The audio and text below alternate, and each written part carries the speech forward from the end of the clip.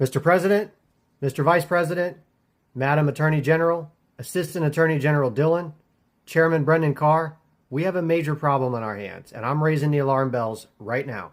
We have a full-scale and very active color revolution taking place on one of America's most important social media platforms, and it doesn't seem like anything is being done to combat it. In fact, it's only getting worse every day. Mr. President, TikTok as a platform only exists today because of the grace that you have personally extended to them multiple times after promises were made to you, to this country, and to its users. And yet, as we sit here today, TikTok is a platform that is being used to launch a color revolution against the American people, targeting some of the youngest, most important future voters of this country. When the CEO of TikTok came before Congress begging and pleading for the company's very existence in the United States, he made these promises.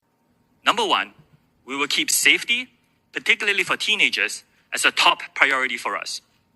Number two, we will firewall protected US data from unwanted foreign access.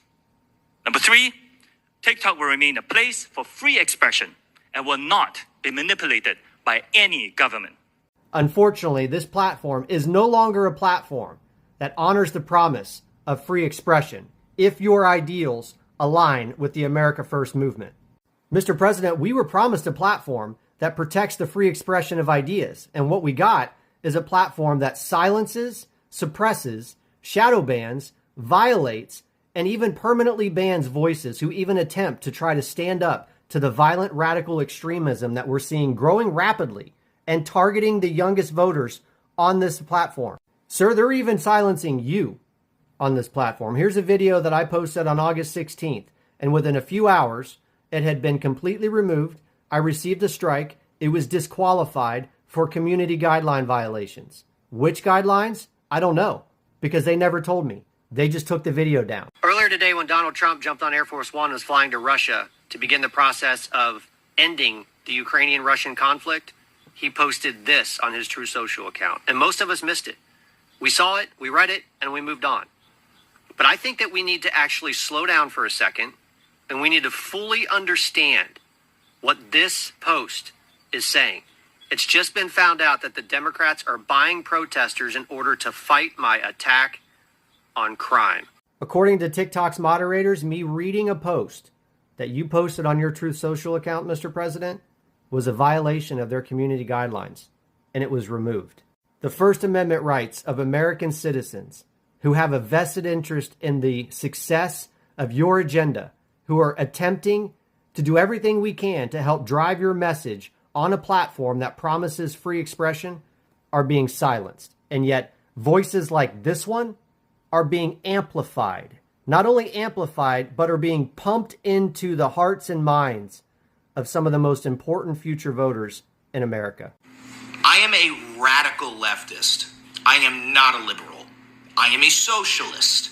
My job is to radicalize the youth in this nation into understanding that the government couldn't give less of a fuck if you lived or died as long as you paid your taxes. I'm not fucking around. I will radicalize as many people as I possibly can.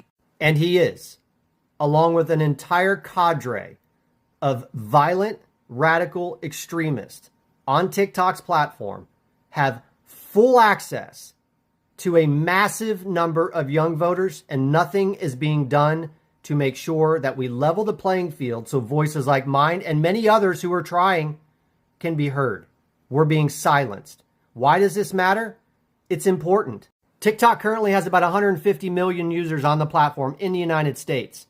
Statistics released in 2025 show that between 80 and 85% of its users are under age 40. Under age 40. And 40 to 45% of those are under age 30. And the problem with that is that more than 50% of those users go to TikTok for their news. It is their primary source of where they gather their information, from which they use to form their opinions on policy, on politicians, on the culture, on the things that are going to define the future of the country.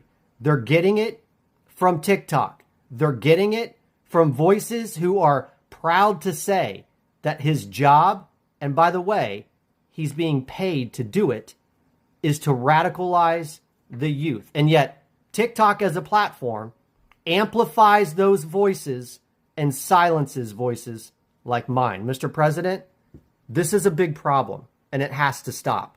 To be clear, nobody is suggesting that voices like his or any of the other radical left-wing extremists on TikTok shouldn't be allowed to speak. They absolutely should, but so should I. My content should not be suppressed.